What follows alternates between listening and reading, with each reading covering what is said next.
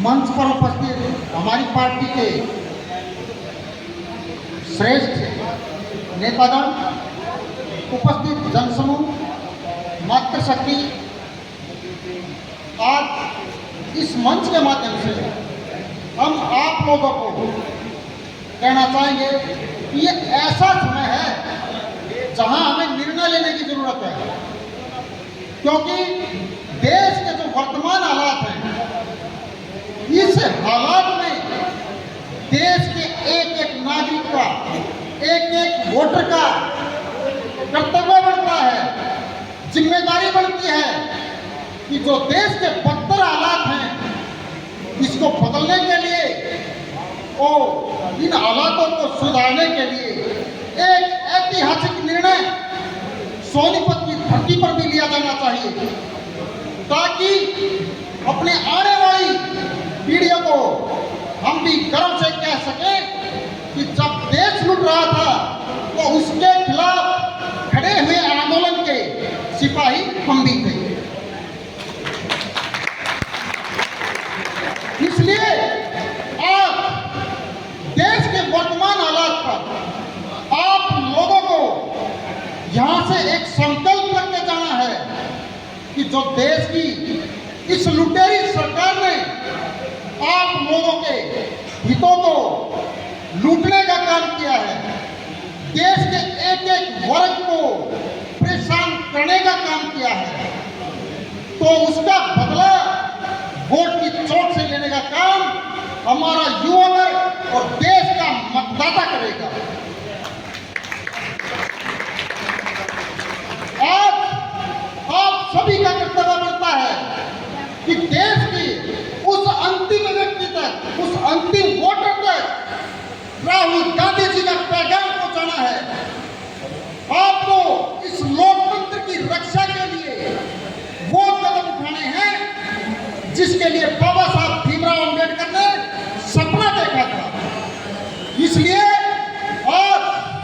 आप सबसे मैं अपील करना चाहूंगा कि बाबा साहब के सपने को साकार करने के लिए श्री जवाहरलाल नेहरू के विकास के रास्ते को आगे बढ़ाने के लिए, इंदिरा जी के दृढ़ निर्णयों को मजबूती देने के लिए आपको 25 तारीख को एक ऐसा बटन दबाना है जिससे झूठे और लुटेरे लोगों का पत्ता गोल हो जाए। आप सभी को सभी वोटर के पास पहुंचना है, क्योंकि समय कम है। आप सबको पता है कि हमारी पार्टी के जो हालात हैं, क्योंकि हम लुटेरे नहीं हैं, ना हमारी पार्टी लुटेरी है,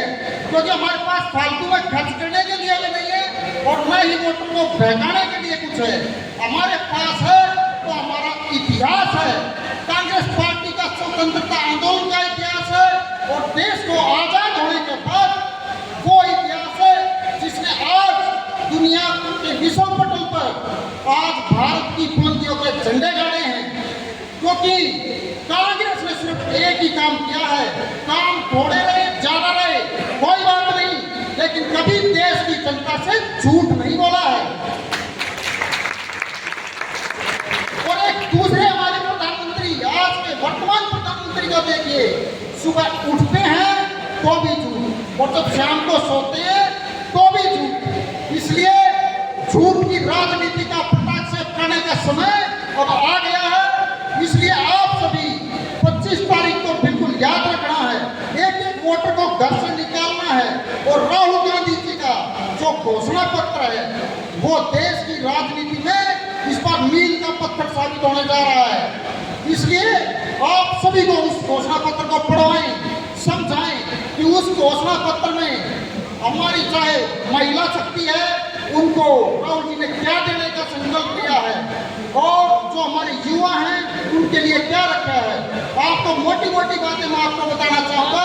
कि आज के जो वर्तमान हालात हैं उस हालात में हर गृहिणी को अपने घर का चूल्हा चलाने के लिए बहुत सख्त मेहनत की जरूरत पड़ती है, बहुत ज्यादा दिक्कत हो रही है। तो उसके लिए राहुल गांधी जी ने आप लोगों के लिए, हमारी रसोई के लिए 1 लाख रुपए सालाना यानी कि 8,500 रुपए प्रति माह जो गृह लक्ष्मी योजना बनाई है उससे, क्योंकि आप सबको को पता है 1947 से लेकर 2014 तक, जब तक ये लुटेरों की सरकार नहीं आई, महंगाई उस टाइम भी बढ़ जाती थी। लेकिन हमारी सरकार चाहे सब्सिडी के माध्यम से, चाहे टोल टैक्स बंद करके या टैक्स खत्म करके हमें रियायत देती थी। लेकिन इस बार उसी चीज को आगे बढ़ाते हुए हमारे घोषणा पत्र में सबसे महत्वपूर्ण योजना दी है कि हमारे जो रसोई का, जो हमारे परिवारों का जो भोजन है, जो पौष्टिक भोजन हमारे बच्चों को मिल सके, उसके लिए 1 लाख रुपए की योजना हमारी मातृशक्ति के लिए दी है। जो दूसरी हमारी योजना है युवा न्याय, जिसको हम बोलते हैं दूसरा न्याय है, उसमें हर युवा के लिए 20 लाख जो हमारी नौकरियां केंद्र सरकार में पेंडिंग पड़ी हैं, उनके लिए पहली जो कैबिनेट बैठक होगी, यदि हमारी सरकार बनती है तो हमारे युवाओं को नौकरी देने का काम हमारी कांग्रेस पार्टी की सरकार, इंडिया गठबंधन की सरकार करने जा रही है। बाकी काफी सारी ये बातें हैं घोषणा पत्र की, अन्य वक्ता भी बताएंगे कि सारी चीजें हम यहीं बता देंगे, तो बाकी लोगों को भी आप लोगों से बात करनी है, आप लोगों से इंटरेक्ट होना है, इसलिए हम सिर्फ इतना कहना चाहेंगे, अब की बारी